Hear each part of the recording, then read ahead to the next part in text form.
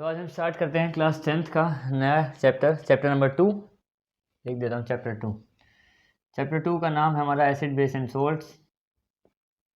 इसका पहला शुरू करते हैं, बिल्कुल पार्ट 1 पहला एसिड्स के बारे में पढ़ेंगे। सबसे पहले एसिड्स कितने, एसिड की सारी प्रॉपर्टी और किस किस टाइप्स हैं वो सबसे पहले एसिड की प्रॉपर्टी पढ़ते हैं। ठीक है, एसिड्स तो सबसे पहली प्रॉपर्टी क्या होती है उनमें? सबसे पहले एसिड होते हैं they turn blue litmus to red. यानी क्या, वो लिटमस पेपर जो होता है ना ब्लू, उसको रेड में कन्वर्ट कर देते हैं। पहली प्रॉपर्टी हो गई। दूसरी प्रॉपर्टी, एसिड की दूसरी प्रॉपर्टी होती है दे आर सोर इन टेस्ट, यानी कि टेस्ट में खट्टे होते हैं। सोर इन टेस्ट, ये होगा इसकी दूसरी प्रॉपर्टी। तीसरी प्रॉपर्टी की बात करते हैं तो दे कोरोड मेटल। इसका मतलब ये है कि अगर एसिड के कांटेक्ट में कोई भी मेटल आता है तो वो उसके बाद ना उसमें जंग लगना शुरू हो जाता है, फिर वो मेटल गलने लग जाता है। इसका मतलब ये है, खट्टे होते हैं टेस्ट में, लिटमस पेपर वाला बता दिया। ठीक है, चौथी प्रॉपर्टी क्या है कि they give H positive ions in aqueous solution.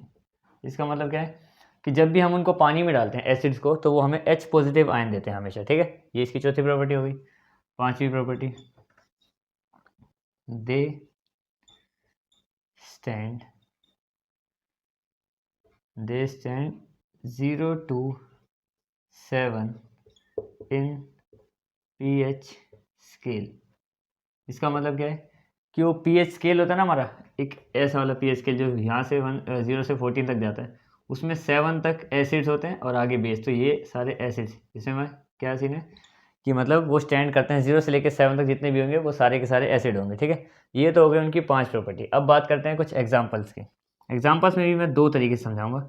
एक स्ट्रॉन्ग एसिड वो जो 0 से 7 की बात करें तो बहुत 0, 1, 2 के आसपास आते हैं, जो बहुत ज़्यादा स्ट्रॉन्ग होते हैं। ठीक है, और एक वीक एसिड की बात करेंगे। स्ट्रॉन्ग एसिड के एग्जाम्पल देखो पहले। स्ट्रॉन्ग एसिड यानी जैसे HCl या फिर सल्फ्यूरिक एसिड हो गया हमारा, सल्फ्यूरिक एसिड। HCl हमारा हाइड्रोक्लोरिक एसिड होता है, सल्फ्यूरिक हमारा H2SO4 होता है। ठीक है, तो ये तो हो गया स्ट्रॉन्ग एसिड। ऐसे एसिड जिनका pH बहुत ही बिल्कुल हाई होता है, जैसे कि बिल्कुल 1, 2 के आसपास होता है, तो मतलब इनका ऐसा है कि अगर किसी मेटल वगैरह पे गिर गया तो वो मेटल बिल्कुल क्या जंग नहीं लगेगा, सीधा गलना शुरू हो जाएगा, इतना हाई होता है इनका। अब बात करते हैं वीक एसिड की। वीक एसिड, ये भी एसिड होते हैं पर मतलब इतने भी स्ट्रॉन्ग नहीं होते कि मतलब बहुत ज़्यादा ही हार्मफुल। इनको हम खा भी सकते हैं, जैसे फॉर एग्जाम्पल सिट्रिक एसिड और ऑक्सैलिक एसिड हो गया हमारा। एक सेकेंड, ऑक्सैलिक एसिड और एक और एसिड होता है सिट्रिक एसिड, ऑक्सैलिक एसिड, यही बहुत हैं, 2 लिख लो चलो। ठीक है, सिट्रिक एसिड हमें पता है वो टमाटर वगैरह में होता है सिट्रिक एसिड। और मतलब इनका क्या है कि हम जैसे टमाटर में हो गया या फिर विनेगर में एसिड होते हैं, इनको हम खा भी सकते हैं। इतने हमारे लिए हार्मफुल नहीं होते ये दोनों एसिड, ये इसलिए इनको वीक एसिड बोलते हैं। स्ट्रॉन्ग वालों का ये हिसाब है कि इनको अगर हमने कंज्यूम कर लिया तो सीधा डेथ। इनमें ऐसा है कि हम इनको आराम से इनको खा सकते हैं, हम इसको डाइजेस्ट भी कर सकते हैं। ठीक है, तो ये तो हो गए स्ट्रॉन्ग एसिड और वीक एसिड। अब एक और प्रॉपर्टी है इसमें, मैं तुम्हें थोड़ा यहाँ पे समझा दूँ चाहे, पर वो इसी में आ जाएगा आराम से, कि अब एसिड्स तो होते हैं पर कंसनट्रेटेड एसिड क्या होता है, कंसनट्रेटेड एसिड। फिर अगर ये आएगा तो इसके बाद डाइल्यूट एसिड क्या होता है। ये 2 चीज़ें समझाऊंगा, बस फिर एसिड के से आगे बढ़ेंगे। ठीक है, कंसनट्रेटेड एसिड क्या होता है, जैसे मान लो कि एक बीकर है। ठीक है, इसमें एसिड है और वाटर भी है। ये एसिड की क्वांटिटी है और ये ऊपर थोड़ी सी वाटर की क्वांटिटी है। यानी जैसे कोई भी सॉल्यूशन है उसमें एसिड ज़्यादा हो और वाटर कम हो तो वो कंसनट्रेटेड एसिड होता है। ठीक है, और अगर कोई भी सेम ऐसी सॉल्यूशन है जिसमें एसिड कम है, ये एसिड है और वाटर ज़्यादा क्वांटिटी में है, तो वो डाइल्यूट एसिड होता है। ठीक है, ये मैंने तुम्हें क्या क्या बताया इसमें, एसिड की सारी प्रॉपर्टी, स्ट्रॉन्ग एसिड क्या होते हैं, वीक एसिड क्या होते हैं, और कंसनट्रेटेड एसिड और डाइल्यूट एसिड के बीच में डिफरेंस। ठीक है, अब बढ़ते हैं कि तो बेस बात क्या करते होता है। हैं बेस की वैसी जैसी प्रॉपर्टी उसकी लिखी थी वो सारे के बारे में, और कंसनट्रेटेड एसिड बेस के बारे में पढ़ लेंगे, और उसके अलावा उसके एग्जांपल्स भी। सबसे पहले बेस की प्रॉपर्टी से शुरू करते हैं। सबसे पहला they are bitter in taste. Bitter का मतलब कड़वे होते हैं बहुत ज़्यादा। दे आर, जैसे वो एसिड्स होते थे वो खट्टे होते थे ना, तो बिटर इन टेस्ट, ये तो हो गई पहली प्रॉपर्टी। दूसरा, they stands 7 to 14 in pH scale. यानी जो पीएच स्केल होता है उसमें 7 से लेकर 14 तक ये स्टैंड करते हैं, ठीक है। जैसे एसिड होता है वो 0 से 7 तक करते थे, ये 7 से 14 तक करते हैं। Number third, they give OH negative ion in aqueous solution. अगर एक्वस सॉल्यूशन है तो उसमें अगर हम इसको डालेंगे तो वो हमें OH नेगेटिव आयन देंगे। जो एसिड्स होते थे वो हमें पता है कि H पॉजिटिव आयन देते हैं, ये वाले OH नेगेटिव देते हैं, जो जितने भी बेस होते हैं हमारे। नंबर 4 पे आते हैं कि they turns red litmus to blue. क्या करते हैं, वो जो रेड लिटमस पेपर होता है उसको ब्लू में कन्वर्ट कर सकते हैं बेस, ठीक है। और आखिरी जो इसकी है प्रॉपर्टी वो है कि दे आर सोपी इन टच। सोपी का मतलब होता है साबुन, ठीक है।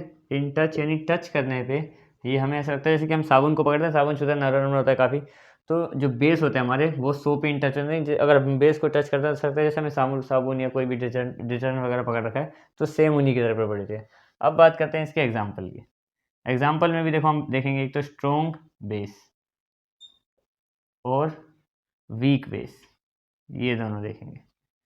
अब जो स्ट्रॉन्ग बेस है वो तो तुम्हें पता ही है, वो पीएच स्केल के हिसाब से कहाँ बिल्कुल स्टैंड करेंगे। जैसे हमें पता है कि 7 से 14 तक हमारे स्ट्रॉन्ग वो सारे ही बेस होते हैं। खैर इसमें से स्ट्रॉन्ग बेस कौन से होंगे, जो यहाँ वाले होंगे बिल्कुल, जैसे 10 से लेकर 14 के आसपास के बिल्कुल वाले स्ट्रॉन्ग, वो वाले होते हैं हमारे पास KOH, OH लगा होता है इसमें बेसिकली, NaOH या फिर CaOH2। क्या है इसमें, जैसे पोटेशियम हाइड्रोक्साइड, सोडियम हाइड्रोक्साइड या फिर कैल्शियम हाइड्रोक्साइड, ये हो गया हमारे स्ट्रॉन्ग बेस, यानी कि ये बिल्कुल यहाँ से लेके यहाँ तक स्टैंड करते हैं 10 से 14 तक, ठीक है। अब बात करते हैं वीक बेस। वीक बेस यानी जो मतलब ज़्यादा बेसिक नहीं होती नेचर में, जैसे NH4OH, सिंपल सा एग्जांपल है तुम्हारा, ये वीक बेस में आता है, पर बेस है पर वीक है। और अब बात करते हैं एक और की कि एल्कली किसे कहते हैं, वो भी मैं यही समझाता हूँ जैसे पिछले में समझाया था, इसमें यहाँ पे समझाता हूँ मैं तुम्हें कि अब एल्कली किसे कहते हैं। एल्कली, अब एल्कली ऐसे सब्सटेंसेस होते हैं ना, या फिर ऐसे बेस जो पानी के साथ सोल्यूबल होते हैं, ठीक है। बेसिस दे आर सोल्यूबल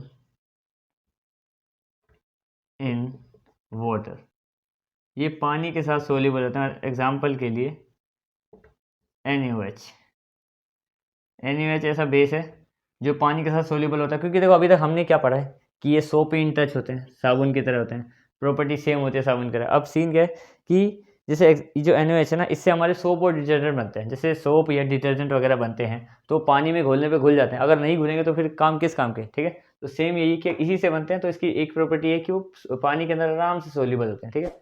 ये हमने बेस का पूरा पढ़ लिया, ठीक है। एसिड्स और बेस अभी इस वाली वीडियो में हमारे कंप्लीट हो गए। That's it.